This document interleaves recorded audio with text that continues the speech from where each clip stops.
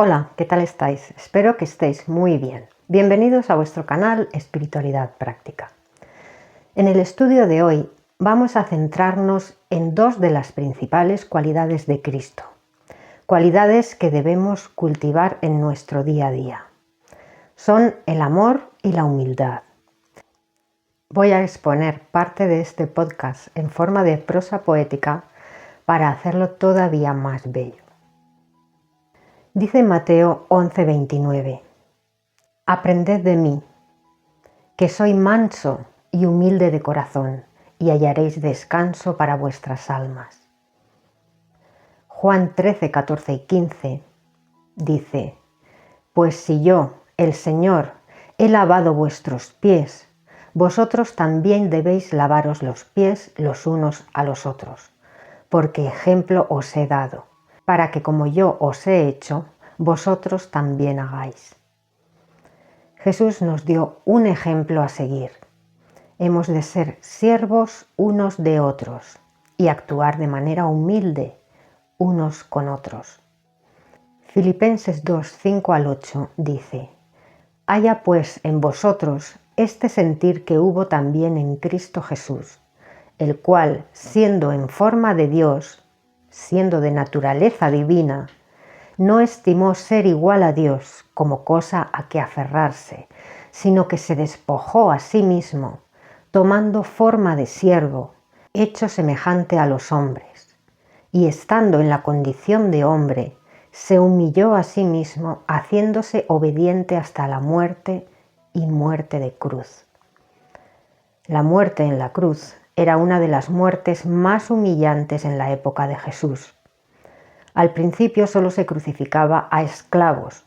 Después esta práctica se amplió a libertos humildes que fueron rebeldes y piratas o enemigos y criminales odiados. Jesús fue odiado por los suyos que no lo reconocieron.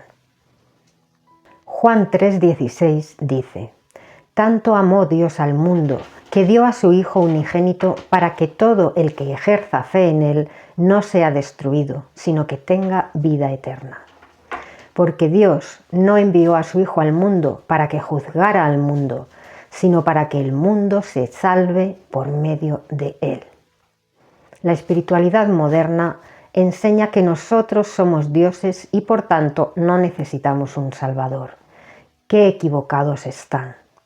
Eso es lo que dijo Satanás a Adán y Eva en el jardín del Edén. Seréis como Dios. No necesitáis a Dios. Vosotros solos os sobráis. La prueba de que la serpiente mentía es palpable. Solo tenemos que mirar y ver cómo está el mundo hoy en día. Pero a pesar de eso, Jesús aceptó dar la vida por sus amigos, por los que creen en Él y le siguen y hacen lo que Él les dice. Dice Primera de Juan 14:19: En cuanto a nosotros, amamos porque Él nos amó primero. Así es, el amor no puede lograrse por imposición, sino que cuando nos sentimos amados, nace en nosotros el amor naturalmente, por ley de causa y efecto.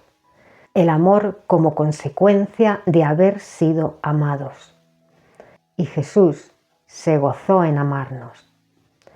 Dice Juan 15:5 y 8 al 14: Yo soy la vid, ustedes son los sarmientos.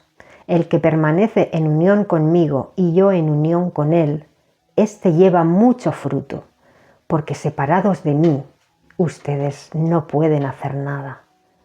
Si alguien no permanece en unión conmigo, es echado afuera como un sarmiento y se seca.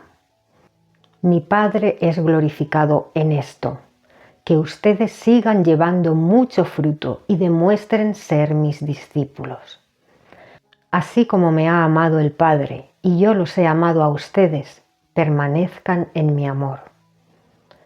Si observan mis mandamientos, permanecerán en mi amor, así como yo he observado los mandamientos de mi Padre y permanezco en su amor. Insisto en la necesidad de no solo oír la palabra de Dios, sino hacer. a observar, cumplir los mandamientos del Padre. Dice Mateo 7, 24 al 27. Por lo tanto, a todo el que oye estos dichos míos y los hace, se asemejará a un varón discreto que edificó su casa en la roca, y descendió la lluvia, y vinieron inundaciones, y soplaron los vientos, y dieron con ímpetu sobre aquella casa. Se refiere a la gran tribulación. Pero no se hundió, porque había sido fundada sobre la roca. Evidentemente, la casa somos nosotros, y la fundación sobre la roca es la fe en Cristo. Pero también el observar y cumplir sus mandamientos.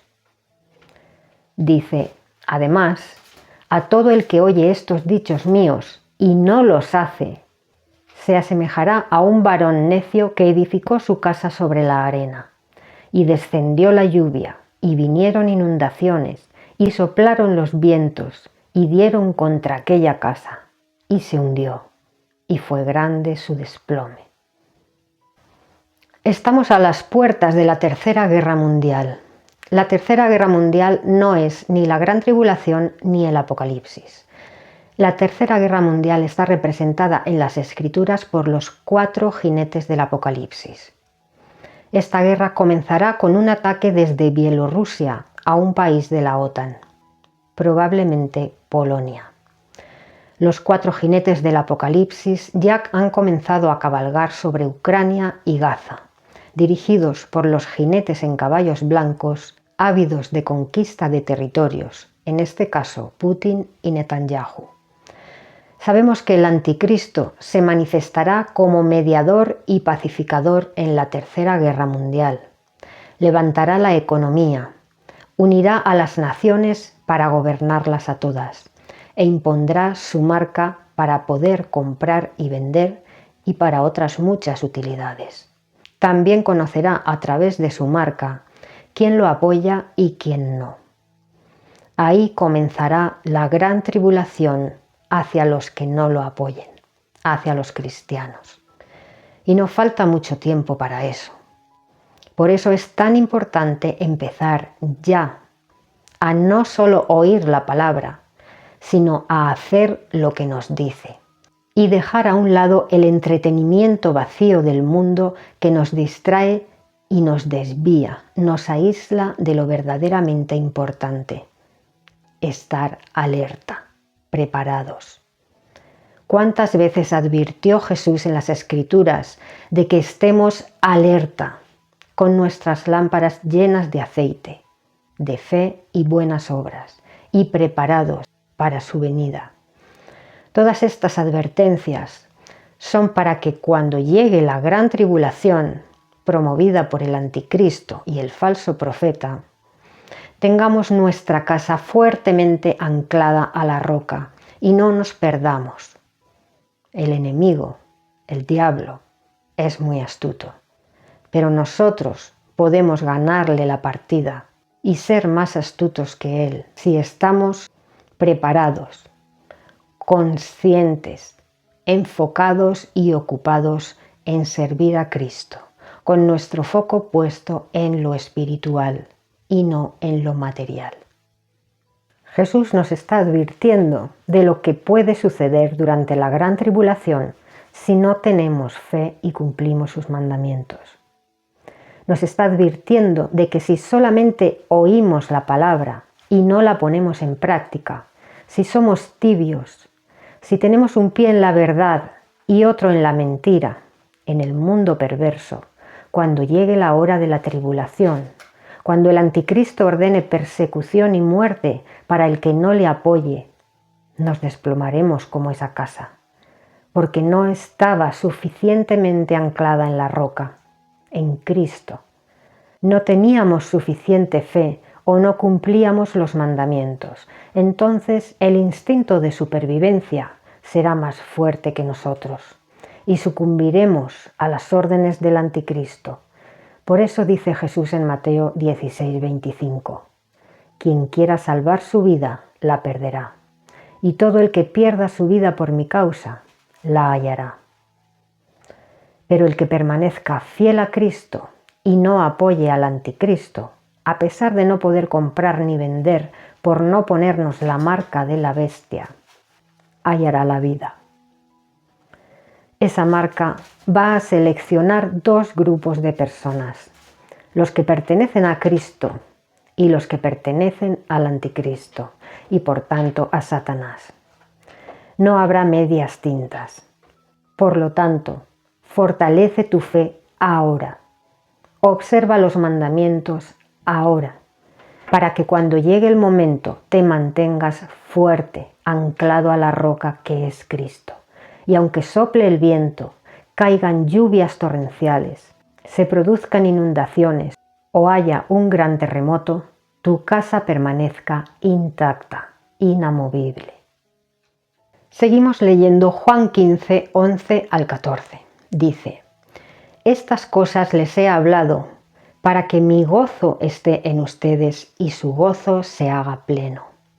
Este es mi mandamiento, que ustedes se amen unos a otros, así como yo los he amado a ustedes.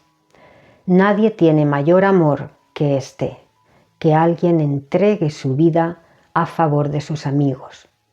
Ustedes son mis amigos si hacen lo que les mando. Repito, ustedes son mis amigos si hacen lo que les mando. Y esto es para nuestra fortaleza, para que cuando llegue el tiempo de la persecución estemos preparados, con la armadura que describió el apóstol Pablo en Efesios 6:16. Dice, sobre todo, tomen el escudo grande de la fe, con el cual podrán apagar todos los proyectiles encendidos del inicuo. También acepten el yelmo de la salvación y la espada del Espíritu, es decir, la palabra de Dios, mientras que con toda forma de oración y ruego se ocupan en orar en toda ocasión en espíritu. Y con ese fin manténganse despiertos y constantes. Todo esto es lo que nos va a ayudar en tiempos de tribulación a mantenernos fieles hasta el final, hasta la venida de Cristo en las nubes. Recordad que la señal de su presencia, la parusía, su presencia en las nubes para llevarnos a Él y sacarnos de esa gran tribulación, será un relámpago que va de oriente, donde nace el sol, donde nace la luz, hasta occidente. Demos paso a la prosa poética en referencia al amor y la humildad de Jesús, porque Él nos amó primero. Él, que existía antes de la fundación del mundo, Rey eterno, resplandor de la gloria del Padre, no se aferró al trono de su divinidad. El que sostenía los cielos con la fuerza de su palabra, se despojó de majestad y se vistió de carne frágil. El inmortal abrazó la mortalidad. El infinito se dejó limitar por el tiempo. El santo descendió a la morada de los pecadores. No vino con ejércitos de ángeles, sino con la sencillez de un niño en un pesebre. Siendo el más grande, se hizo el más pequeño. El dueño de todo se inclinó como siervo, y en sus manos, que podían gobernar mundos, tomó una toalla y lavó los pies polvorientos de hombres. Aquel que da de comer a los pájaros del cielo, tuvo hambre en el desierto. Aquel que viste a los lirios del campo, anduvo sin tener dónde recostar la cabeza. Su grandeza se manifestó en su entrega. Su trono fue una cruz. Su corona de gloria primero fue de espinas. Y allí, colgado entre el cielo y la tierra, abrió los brazos para abrazar al mundo que lo rechazaba. El Rey de Reyes se humilló hasta lo más bajo para levantar desde el polvo al caído, para rescatar al perdido, para dar vida a los que yacían en sombras. Así, el que descendió al abismo del dolor fue exaltado a lo más alto, y su humildad reveló la majestad del verdadero amor. El enviado no se reveló en la fuerza, sino en la entrega, no en la violencia, sino en la mansedumbre. Él no vino a ser servido, sino a servir, y su grandeza no brilló en los palacios de los hombres, sino en los caminos polvorientos de Galilea, donde su voz levantaba a los cansados y su mirada devolvía dignidad a los olvidados. Él sanó al leproso que todos apartaban. Él perdonó a la adúltera que iba a ser apedreada. Él se detuvo frente al ciego que nadie veía. Él abrió los brazos al pecador que perdió el camino. Donde había dolor, puso bálsamo. Donde había tinieblas, trajo luz. Donde había juicio, sembró misericordia. Cada una de sus palabras, cada uno de sus gestos, ofrecía agua viva que vivificaba el alma. Antes de entrar en su reino, si eres grande, has de hacerte siervo. Si eres el primero, has de ponerte el último. Tu trono ha de ser la humildad, tu gloria, llevar la cruz de Cristo. Cuando Él entró en Jerusalén, no lo hizo montado en un corcel de guerra, sino en un pollino humilde. Y aún así, los niños clamaron: «Hosana, hijo de David», porque los corazones sencillos supieron ver lo que los sabios y poderosos no entendieron, que el verdadero rey no conquista por la espada, sino por el amor que se entrega hasta la última gota. Su humillación no fue debilidad, fue el camino a la victoria, porque al cargar con nuestros pecados rompió las cadenas de opresión y muerte. Al dejarse herir, sanó nuestras heridas. En la cruz se desnudó de todo honor humano, pero allí mismo visitó la majestad del sacrificio perfecto. Por esto, el Padre lo exaltó hasta lo sumo y le dio un nombre sobre todo nombre. Hoy, en lo alto de los cielos, donde los ángeles se inclinan ante su gloria, resuena el eco de la humillación en la tierra. Aprended de mí, que soy manso y humilde de corazón. Y esta es nuestra llamada: seguir al Rey que se hizo siervo, caminar tras sus huellas de amor y aprender que el camino y la verdadera grandeza pasa por el sendero de la humildad. Porque solo quien se entrega reina, y solo quien muere al ego vive para siempre. El ejemplo de Cristo no quedó en un recuerdo lejano. Su vida nos habla hoy invitándonos a despojarnos de nuestra soberbia y a inclinarnos como Él, en servicio y amor. Porque, ¿qué es la verdadera grandeza sino amar como amó Él? ¿De qué sirve conquistar el mundo si no sabemos arrodillarnos a lavar los pies de nuestro hermano? El que se humilló hasta la cruz nos mostró que el camino de la gloria no asciende, sino que primero desciende hasta lo más hondo, para levantar desde ahí a los que yacen caídos. Así, cada vez que perdonas, cada vez que sirves en silencio, cada vez que eliges el amor en lugar del egoísmo, la historia del Rey humilde se hace carne en ti.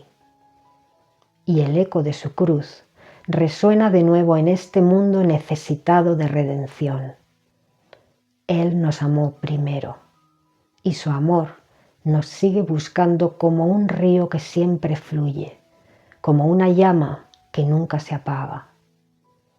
Y un día, el mismo que se humilló volverá en gloria. Entonces todo ojo lo verá y toda rodilla se doblará ante aquel que se hizo más pequeño para hacernos eternamente grandes en él. Hasta aquí el vídeo de hoy. Espero que os haya gustado y os haya servido la información. Gracias por escuchar la palabra inspirada. Nos vemos en un próximo vídeo. Un abrazo.